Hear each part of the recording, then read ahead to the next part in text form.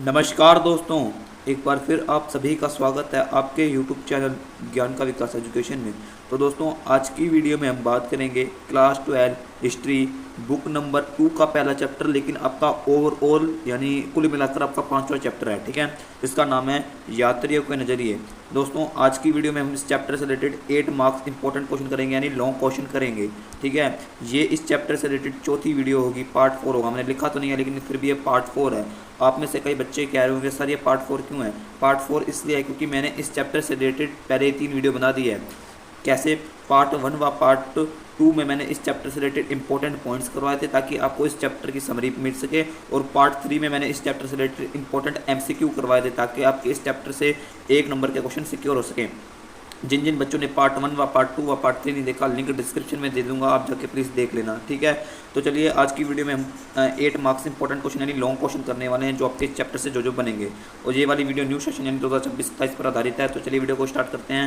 अगर आपको वीडियो अच्छी लगे तो वीडियो को प्लीज़ लाइक कर दें और अपने फ्रेंड्स के साथ शेयर कर दें, और अपना सपोर्ट हमें जरूर दिखाएं। जो भी दिक्कत हो कमेंट में पूछ लेना, मैं बता दूंगा। ठीक है, तो चलिए वीडियो को स्टार्ट करते हैं। तो स्टूडेंट्स, हमारा चैप्टर है चैप्टर नंबर 5, यात्रियों के नज़रिए, यानी उनके यात्रियों के मस्तिष्क में यानी दिमाग में उपमहाद्वीप के बारे में क्या समझती है। तो वही है, 3 यात्री थे, मैंने पार्ट 1 व पार्ट 2 में बता दिया है। ये सारे मैंने चीज़ें आपको पार्ट 1 पार्ट 2 पार्ट 3 में करवा दी हैं, प्लीज़ जाके देख लेना, सब आपको समझ आ जाएगा। ठीक है, आज हमारा लॉन्ग क्वेश्चन, तो हमारे 8 मार्क्स के क्वेश्चन यानी लॉन्ग क्वेश्चन यहाँ से स्टार्ट होते हैं। ठीक है, कुल मिला के 5 है, सॉरी 5 है, 6 नहीं होगा, 5 है, एक एक करके आपको करवाऊँगा। हमारा पहला लॉन्ग क्वेश्चन है जाति व्यवस्था के संबंध में अलबरूनी के अलबरूनी की व्याख्या पर चर्चा कीजिए। उसने भारत में यानी उपमहाद्वीप की जाति व्यवस्था का व्याख्या कैसे की, उस पर चर्चा कीजिए अलबरूनी ने। ठीक है, तो इसमें इस प्रकार होगा, देखिए, भारत में 4 सामाजिक वर्ण है। अलबरूनी ने व्याख्या की कि भारत में 4 सामाजिक वर्ग हैं, ब्राह्मण, क्षत्रिय, वैश्य, शूद्र। ठीक है, उसने जाति व्यवस्था का वर्णन करते समय भारत के 4 सामाजिक वर्णों का बताया। फिर उसने बताया कि जाति व्यवस्था केवल भारत में नहीं है, यह प्राचीन फारस में भी थी। फारस में भी 4 सामाजिक वर्ग थे।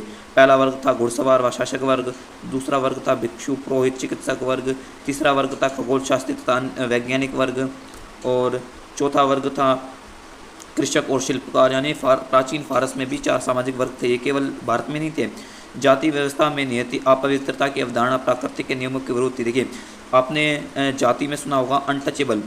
अलबरूनी ने किसी भी जाति में अनटचेबल यानी अपवित्रता के सिद्धांत को प्राकृतिक के नियम के खिलाफ माना, वो उससे अच्छा नहीं मानता था। ठीक है, अपवित्र वस्तु अपनी पवित्रता की मूल स्थिति को प्राप्त करने का प्रयास कर सकती है। अलबरूनी कहता है कि जो भी वस्तु अपवित्र है वो पवित्र होने की प्रक्रिया कर सकती है, यानी अपनी पवित्रता की मूल स्थिति प्राप्त कर सकती है, यानी पवित्र होने का प्रयास कर सकती है वो चीज़। ठीक है, वो उदाहरण देता है जैसे सूर्य हवा को स्वच्छ करता है, उदाहरण देता है जैसे सूर्य का प्रकाश हवा को स्वच्छ करता है, और समुद्र में नमक पानी को गंदा होने से बचाता है, जैसे वो उदाहरण देता है ये सब चीज़ें। ठीक है, तो इस प्रकार से वो जाति व्यवस्था का वर्णन करता है उदाहरणों के साथ।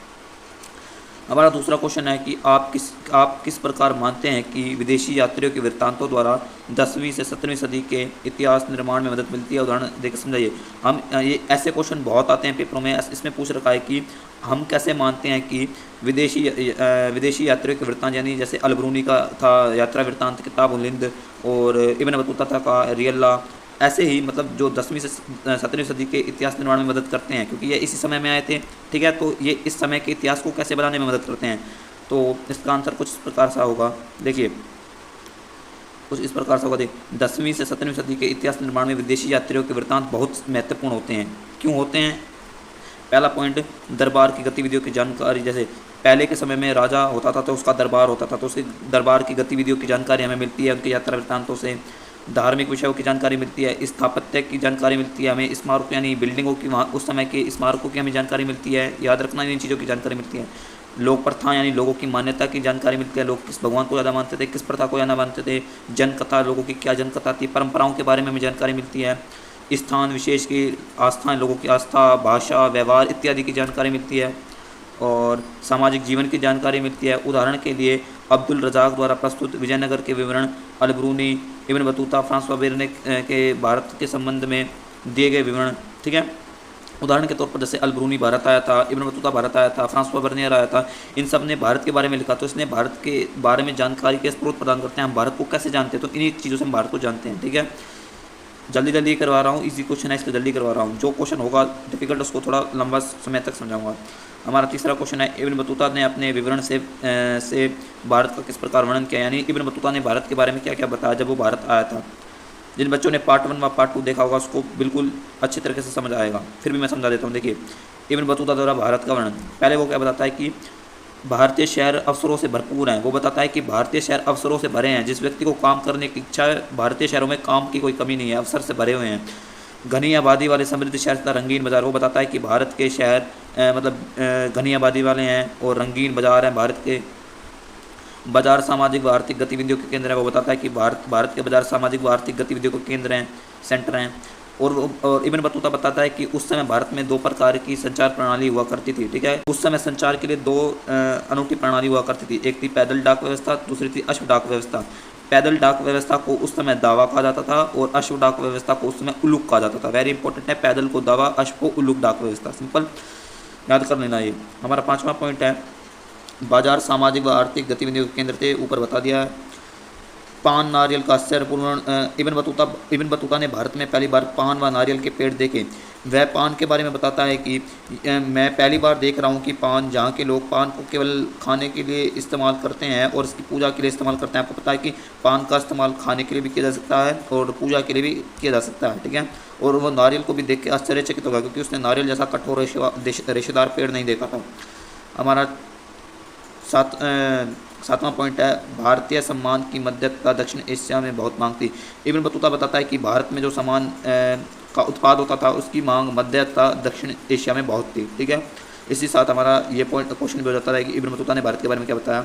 हमारा चौथा क्वेश्चन है, बर्नियर ने अपनी पुस्तक में पूर्व व पश्चिम की तुलना किस प्रकार करता था। यानी आपको पता था कि फ्रांसवा बर्नियर की आदत होती थी, वो क्या करता था, भारत में जो भी देखता था ना उसकी तुलना पश्चिम यानी अपने यूरोप से करता और भारत को निम्न कोटि का दिखाता। तो हमें इस क्वेश्चन में वही बताना है।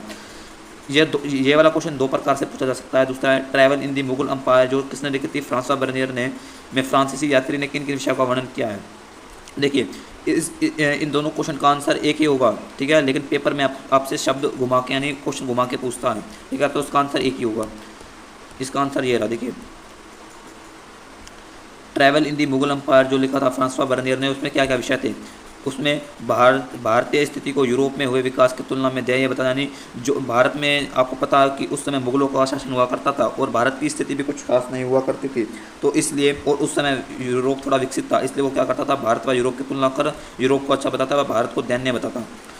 भारत को यूरोप के प्रतिलोम के रूप में प्रस्तुत किया। ठीक है, भारत को यूरोप के प्रतिलोम के रूप में विकसित किया। फ्रांसवा बर्नियर ने भारत को यूरोप के प्रतिलोम के रूप में प्रस्तुत किया, यानी कि इसकी नकल करता है। ठीक है, भारत में निजी भूस्वामित्व का अभाव जबकि यूरोप में नहीं। वो बर्नियर बार बार ये बातों पर जोर डालता है कि भारत में निजी भूस्वामित्व, लोगों की अपनी ज़मीन नहीं है, केवल मुगल ही ज़मीन पर राज करते हैं, लेकिन यूरोप में ऐसा नहीं है, यूरोप में लोगों के पास अपनी भूमि है। हमारा चौथा क्वेश्चन है, भारतीय समाज को यूरोप की तुलना में दरिद्र लोगों का जनसमूह बताया है। फ्रांसवा बर्नियर कहता है कि भारतीय समाज में जो लोग रहते हैं ना, वो दरिद्र लोगों का जनसमूह है। कौन सा दरिद्र लोगों का, इतना वो भारतीय लोगों से चिढ़ता था, भारतीय लोगों को दरिद्र लोगों का जनसमूह कहता था। यूरोप में बेहतर भूधारक वर्ग का उदय जबकि भारत में इसका अभाव। आपको पता होगा कि अगर लोगों की अपनी भूमि होगी तो वह उसका ढंग से ख्याल रखेंगे, लेकिन जब सरकार का भूमि पर वो होगा यानी शासक वर्ग का भूमि पर अधिकार होगा तो भूधारक वर्ग का उदय नहीं होगा। तो वो यूरोप में भूधारक वर्ग अच्छा था लेकिन भारत में नहीं था, वो यह कहता है। भारत में यूरोप की तुलना में शासक वर्ग को छोड़कर समाज के सभी वर्गों का जीवन स्तर पतन था। मतलब वो बताता है कि कुल मिला के बताता है कि भारत में लोगों का जीवन अस्त व्यस्त है क्योंकि यहाँ पर मुगलों का शासन है, उन्होंने लोगों को भूमि नहीं दे रखी। मतलब इसी चीज़ पर वो बार बार जोर देता है।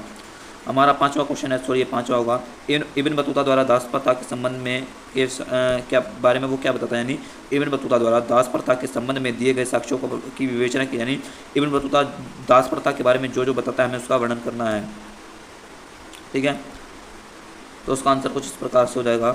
इब्न बतूता बताता है कि दासों को खुले बाजार में बेचा जाता था। ठीक है, वो कहता है कि दास सामान्य वस्तु की तरह बाजारों में बेचे व खरीदे जाते थे दास। ठीक है, दासों का भेंट रूप यानी दासों को भेंट के रूप में भी दिया जाता था, यानी तोहफे के तौर पर भी दिया जाता था।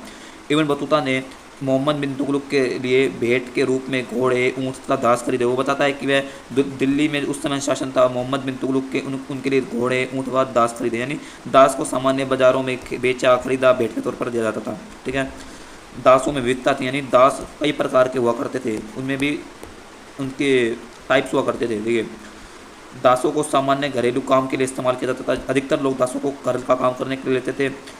घरेलू श्रम वाले दासों की कीमत कम होती थी, यानी जो दास घरेलू काम करते थे ना, उनकी कीमत बहुत कम हुआ करती थी। ठीक है। दासियाँ संगीत, यानी जो स्त्री दासियाँ होती थी वो क्या करती थी, संगीत का काम करती थी। गायन में निपुण होने के साथ साथ गुप्तचर का भी काम करती थी। गुप्तचर यानी खुफिया काम भी करती थी। कुछ दासियाँ वो क्या करती थी, कुछ अमीर आदमियों पर नजर भी रखती थी खुफिया गुप्तचर के रूप में। ठीक है। तो यही था दास के बारे में वर्णन। इसी के साथ हमारे सारे क्वेश्चन हो जाते हैं। मैं वीडियो को जल्दी समाप्त कर रहा हूँ। ठीक है। तो अगर वीडियो आपको अच्छी लगे तो वीडियो को लाइक कर दें और अपने फ्रेंड्स के साथ शेयर कर दें। प्लीज़ इन क्वेश्चन को एक बार फिर से देख लेना, आपके दिमाग में सेट हो जाएंगे। तो हमारा ये चैप्टर भी पूरा हो जाता है। इस चैप्टर में कोई मैप वर्क नहीं बनता, विचारक विश्वास इमारतों में कोई मैप वर्क नहीं बनता, इसलिए मैं लाऊंगा नहीं बनता, इसलिए मैं लाऊंगा इस चैप्टर से इसलिए मैं लाऊंगा जो इसका अगला चैप्टर छठा भक्ति सूफी परंपराएं, उसके इंपॉर्टेंट पॉइंट्स अगली वीडियो में। तो मिलते हैं नेक्स्ट वीडियो में, तब तक के लिए बाय। नए चैप्टर के साथ। हमारा ये चैप्टर पूरा हो गया है 4 वीडियो में।